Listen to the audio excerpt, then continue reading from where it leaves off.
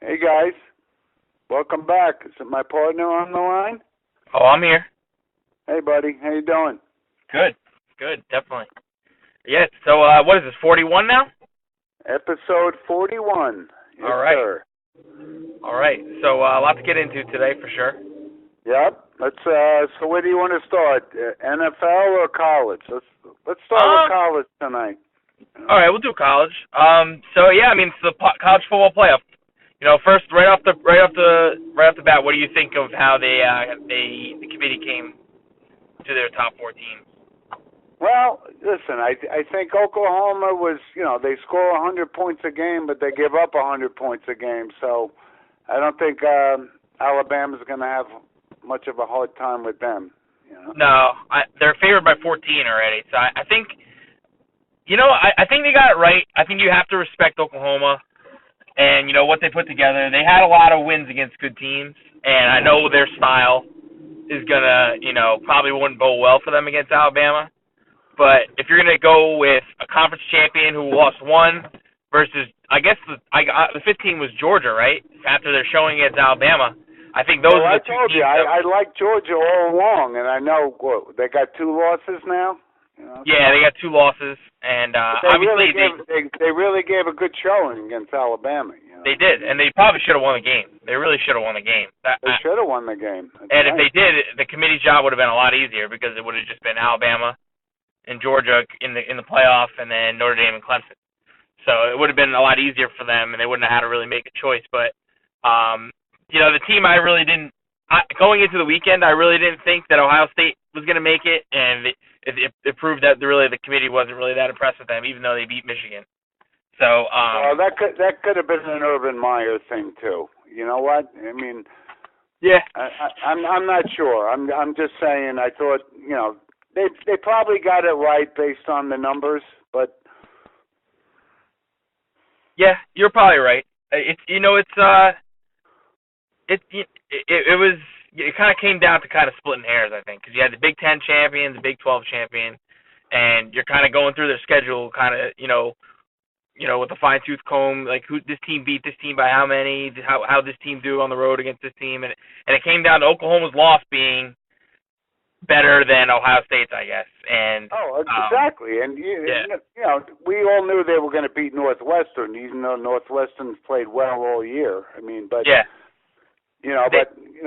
Oklahoma. Listen, they got the Heisman Trophy candidates in the Final Four, and I think that's what they wanted to. Yeah, I completely agree. I think, and you know what? That's going to be a great game. That's going to be a great game. I think.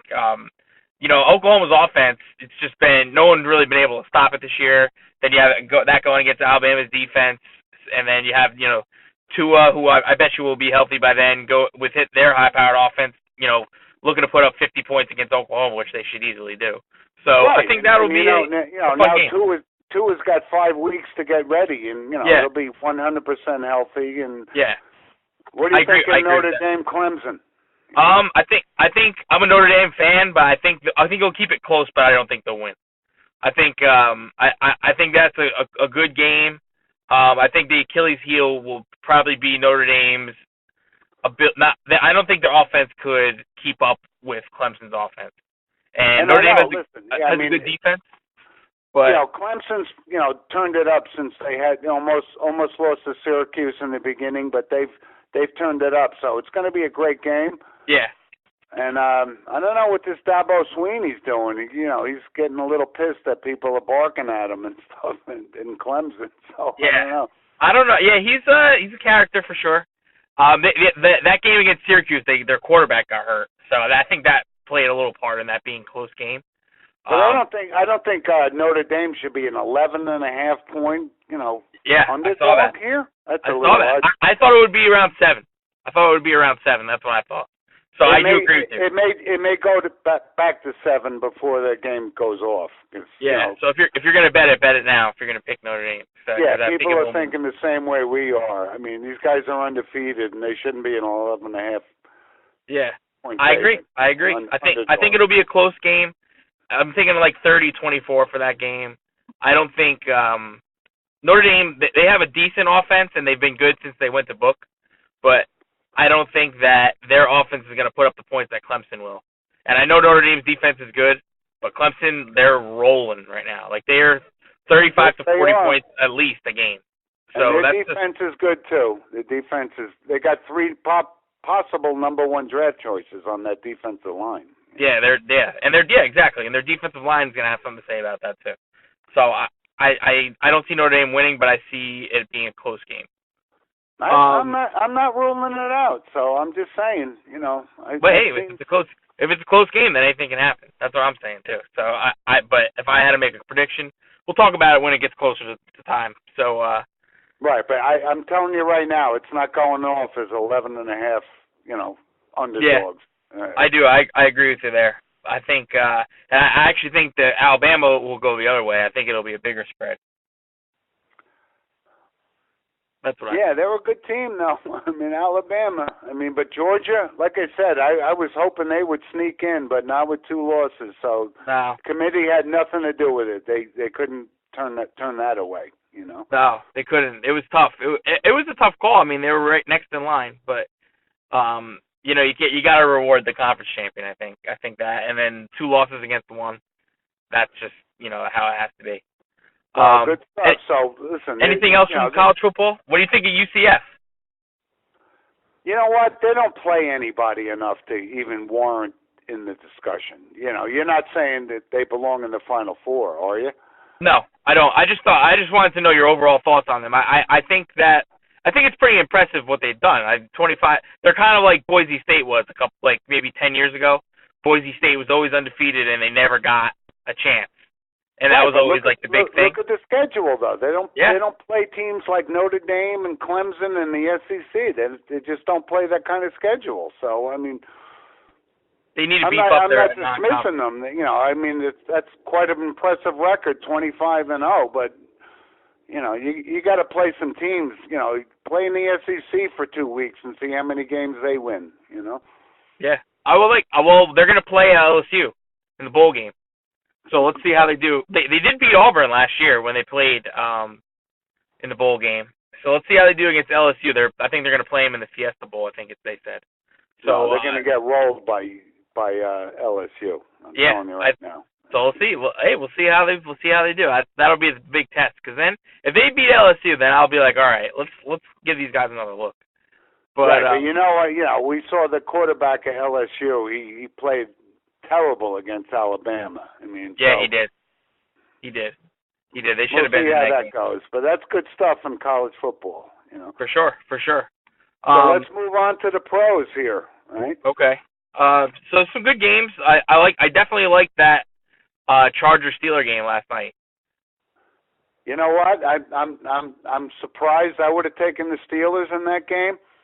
Mm-hmm. But maybe we've overrated them like we did the Packers. And we'll get to the McCarthy thing in a minute. But they went on the road and they won the game. And like I said, when it comes down to it, though, I'm not putting my money on Rivers. He puts up big numbers, but I'm not gonna bet. Hey, you know what? Last night, man, that comeback was pretty impressive, though. On the road in Pittsburgh, that's a tough place to play. Agreed. I'm gonna give him a second look now because that was pretty impressive by him. And Allen and those guys on the offense, they're getting open. They're kind of clicking on all cylinders right now. Defensively, they're looking good. They shut Pittsburgh down in the second half. Shut them down in the second half. I know. I was surprised by that. I would have taken Pittsburgh in that game, especially at home. For sure. It was a good game, and now next Thursday, Kansas City's going to play L.A. And that game might be for the division if L.A. can get that win. So Kansas City now, with the Hunt thing and everything, they might be coming down a peg or two, and guess who's right behind them? The Patriots, right back again. I know, and don't dismiss them at all. I know that everybody says, "Oh, the Patriots get all the calls at home," and I go, "Well, they're a better team than the Vikings." I don't see the Vikings going anywhere. No, the Vikings are scratching for a playoff spot. Right. I thought they would have a better showing. I was thinking they would cover the spread there, but New England's a tough place to play, and people got to remember that. And it's just the Vikings. They have a real problem winning on the road, and I know they got that they eked out that tie in Lambeau, and everyone was kind of impressed by that.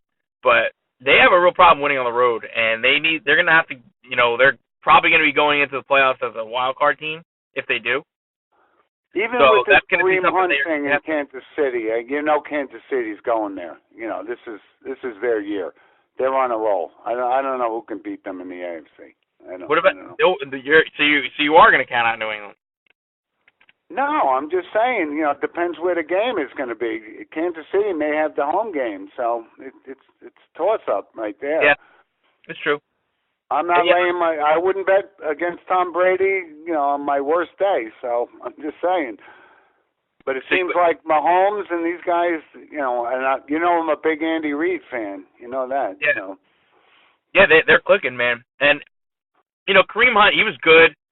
He was a good running back for them, and he added another dimension to their offense. But running back is probably one of the most replaceable positions, I would say. Yeah. They got enough to overcome this Kareem Hunt thing. I think. Yeah, they do. The way Mahomes is playing, he's going to be the MVP in the league. I mean. Yeah, him or Breeze, I would say.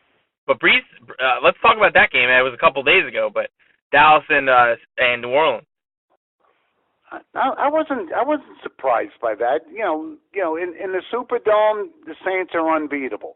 On the road, they're vulnerable. And the Cowboys did a great job.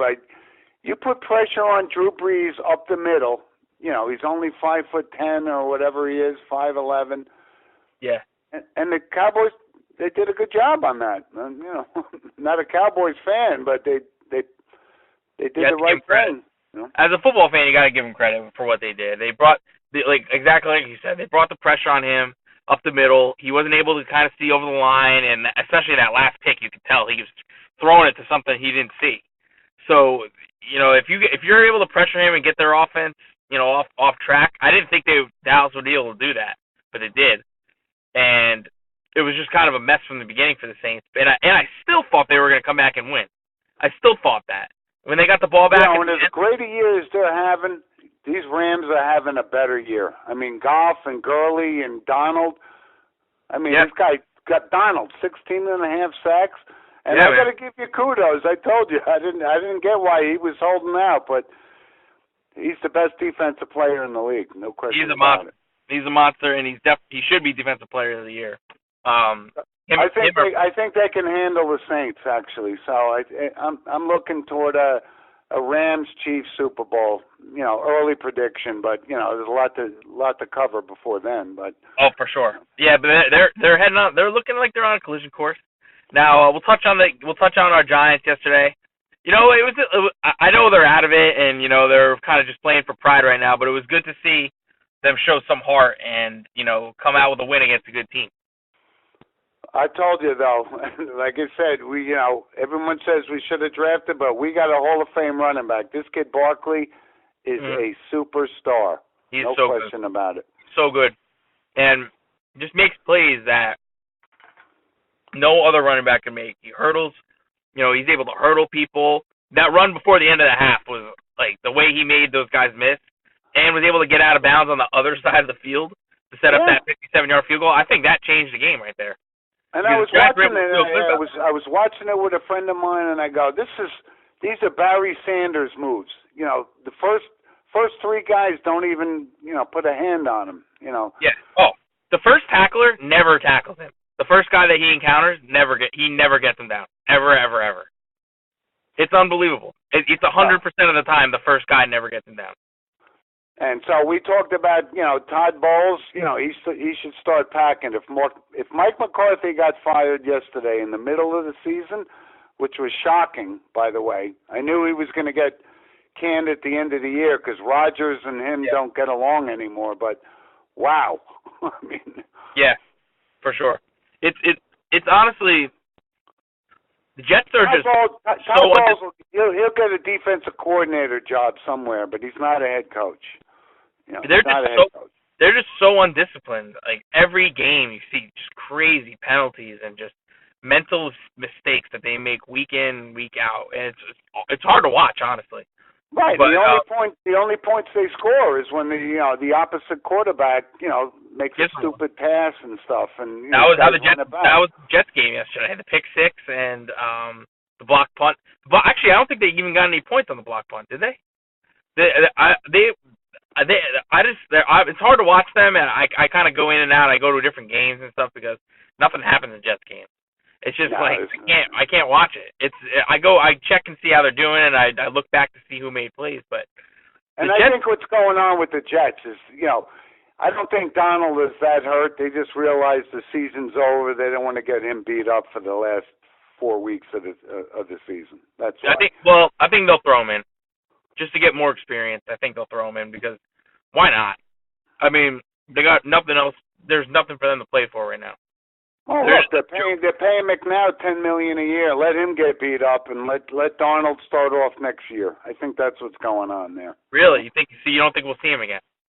They may throw him in for a half or something, but they don't want to. The kid's 21 years old. They don't want to. Yeah. Get him beat up. I mean, it's valuable experience, though. I mean, I think there's two ways. There's two sides of the coin for sure. You don't want him to get beat up. You don't want to hurt his confidence, but there's also, I'll go back to when Eli was a rookie a long time ago. They threw him in, and he was awful when he first started. Like they were, 0-8. I was like, who is this guy? And he kind of just gained valuable reps from that and got better. And then the last game, he actually played a decent game. And then the next year they started, and it was like a completely new quarterback, like a guy that knew what he was doing and kind of had his bearings. So I think, there's valuable experience to be gained, but there's also, the injury side of the coin and the confidence side of the coin. I know. I think Darnold, they gave him 10 games experience. That's enough. I don't think they want to get him beat up. I really don't. I don't. I can get behind that. All right. So let's go to our picks then. Okay. Well, both of us had kind of a rough week. One of us had a rougher week than the other. Okay. I took Cincinnati over Denver, which Denver I can't figure out. 1 week they look horrendous, and the next week they look stud, kind of thing. Yeah. So I took Cincinnati. I lost on that. I think the Rams over Detroit. My feelings on Stafford, and time to pack it in. Yeah. But the surprise game, I thought Indianapolis was going to beat Jacksonville, and they lost 6-0. I mean, I don't. Yeah, that was a bad week by Indy. I don't know what happened there. But Jacksonville's defense just decided they wanted to play. I know. Well, we both went down on Indianapolis, and you had Pittsburgh. You had Chargers over Pittsburgh, which you got. You got that. But New Orleans over Dallas. Yeah. I went down. Yeah, I really. That's why I said it was surprised me a little bit. I thought New Orleans was able to at least get the win. So, all right, let me start this week. Go ahead. I'll start off right now with my New York Giants. I think they're gonna go into Washington and get a win. And it's not really anything about the Giants. I just don't think Washington's going to be able to do much with McCoy. I didn't really like what I saw from them on Thanksgiving, and the defense. I know they played tonight against Philly, but the defense I thought was kind of waning a little bit. They're going to let Dak and the Cowboys score 31 on you. I think that's a problem. So I think the Giants will go out there and squeak out a win. And they're an underdog in that game too. Let me put it on the record. I disagree, but go ahead. Okay. Here's Second one. Game for Doug. Here's another upset. Cleveland is hosting Carolina right now, and Carolina is playing some of the worst football in the league. They've lost 4 games in a row.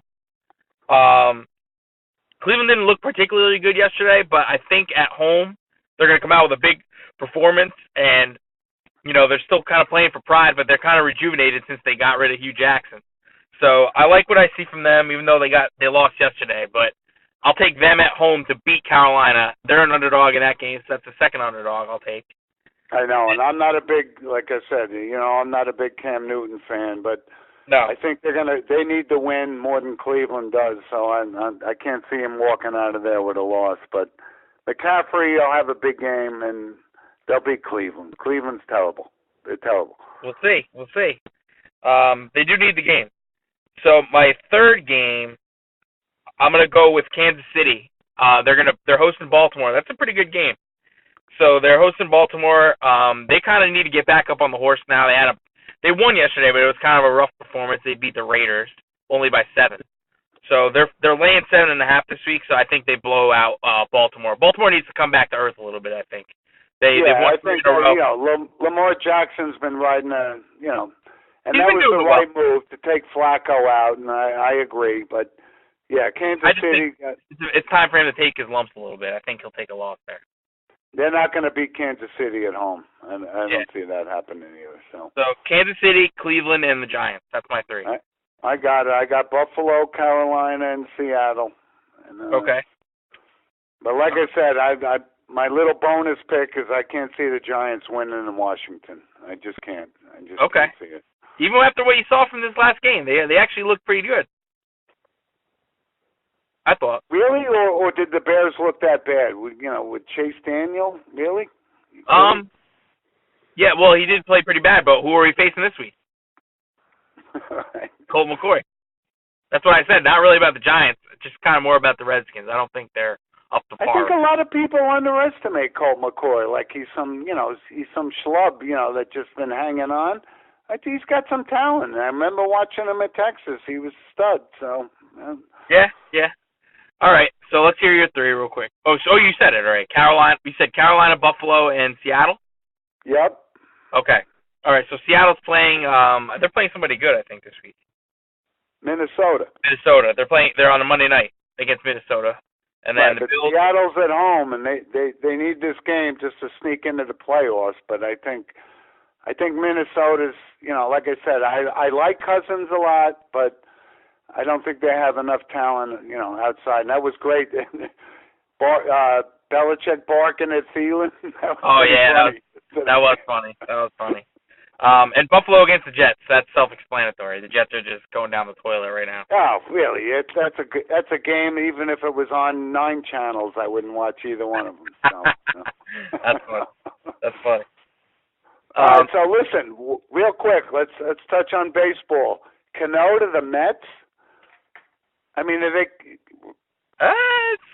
It's surprising. I'll tell you that. I think they're thinking in this. I think the new GM wants to kind of just make a blockbuster move to kind of put his name out there and kind of just say that he's kind of open for business. Right, so, but this is the Mets signing these ex-guys like Julio Franco, 15 years ago, who was a great player in Cleveland. He was washed up. The Mets took him, and I don't know.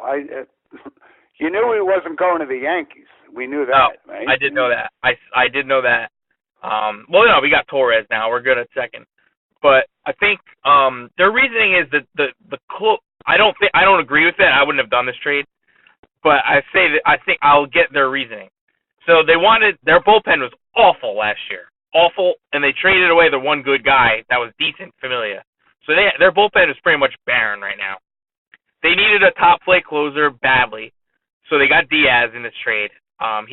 He almost he had the second most saves ever in the history of baseball last year. Right, and but what are they expecting out of Cano? He'll hit 21 home runs, drive in 38 runs or whatever. But they're paying an awful price for a guy that's 36 years old. They got a little bit. I don't think it was really about Cano. I think it was more about Diaz. I think they really wanted that relief pitcher. I think they knew Cano could do something. The Cano could hit 300 for them and play a decent second base. I know he's older, but he can play a decent second base, and he's not worth the money. And the Mariners offset some of the salary, so they took.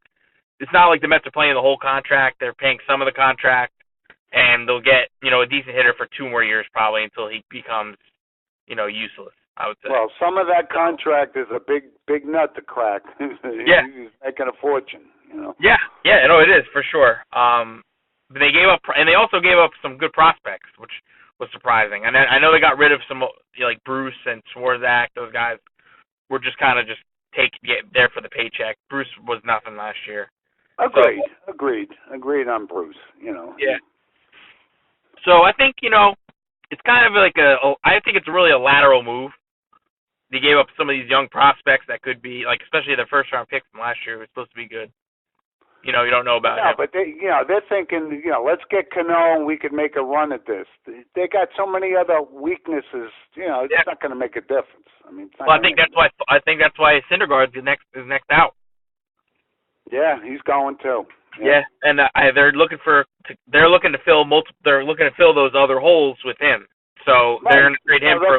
They'll get some draft picks for trading Syndergaard, and they're planning on 2-3 years down the road, which that's probably a smart move for the new GM. But like I said, if they think Cano is going to bring them to the promised land, they're mistaken. Yeah, I don't think they're going anywhere this year, but I think they're trying to compete this year. So we'll see how they do. Yankees really all quiet since the Paxton trade. I think I think next week we'll have something to talk about as far as the Yankees, as far as someone they're picking up or another trade. So Yankees will hold off one more week. Nothing really. Because they made it sound like this Harper was going to the Phillies guaranteed. I think the fact that we haven't heard nothing in 2 weeks means the Yankees are still in the mix here. I agree with you. I think they're creeping. I think they're creeping on the side things. So that's good. Hey, listen. So before we sign off here, I just wanted to, like I said, St. Joe's finished #1 in the state, which we expected, right? That came out. And our first guest on the show, Luke Whippler. Yep. Big wrestling guy too, by the way. So he's doing this thing down in University of Delaware next week or 2 weeks from now, wrestling against not only the East Coast guys but the West Coast, heavyweight wrestlers. Yeah. He's got a good shot at it. Okay. All right. So if anyone in that area, or at least keep tabs on his results. So yeah, we love our recurring guest, Luke Whippler. So that's definitely shout out to him, and shout out to that team for your #1. You believed in him from the start, and you were high on this squad. So now it's all about the repeat. So we'll see you next year. We will. And listen, before we check out here, we got to mention this. I know we don't get into politics, but we lost the president of the United States this past weekend. Yep. George Herbert Walker Bush, number 41. You got to give him kudos. He's war hero. Oh, one of the most accomplished Americans across the board. One of the most accomplished Americans ever, I think. Absolutely. I really do think. If you read, you do a lot of research on him. A lot of people just see him as the president, and they'll pick him apart for decisions he made there, and that's not really all that he was. He was, he went to war. He was, a big figure in the military for years, and youngest Navy pilot in World War I. Come on. And people don't know that. They pick him apart for decisions he made, or even decisions his son made. So I think people need to respect that, the impact that he had, and not just the presidency, but all facets, even sports. He had some kind of an impact. Oh, so absolutely. I think, he was absolutely a role model for the presidency, and to bring it full circle. I would. Our show wouldn't be complete if we didn't at least acknowledge his passing. For sure. So prayers to their family and everything, and just a great American. That's the best thing you could say about it. Good. So, all right. So shout out to the sponsors real quick before we go. Yep. We got Harley Davidson in Utica, and I actually talked to the president of Lynch Toyota from Manchester the other day, and he's said, keep it going, because I'm getting calls from your audience, and I was like, wow, that's great. There you go. All right. So then, keep that spot then. So, shout out to them. We love them. And that's it. So for the week. So we'll talk to you guys next week. Keep track of our picks. All right, and thanks for checking in, our audience. We're, like I said, we got a special guest lined up for next week. And I think I told you, Dougie, but, we'll make it a surprise. And I'm actually going to see him tonight, but we'll talk more about it next week, Okay. All right, everybody. We'll talk to you guys next week. All right, guys. Thanks for joining us.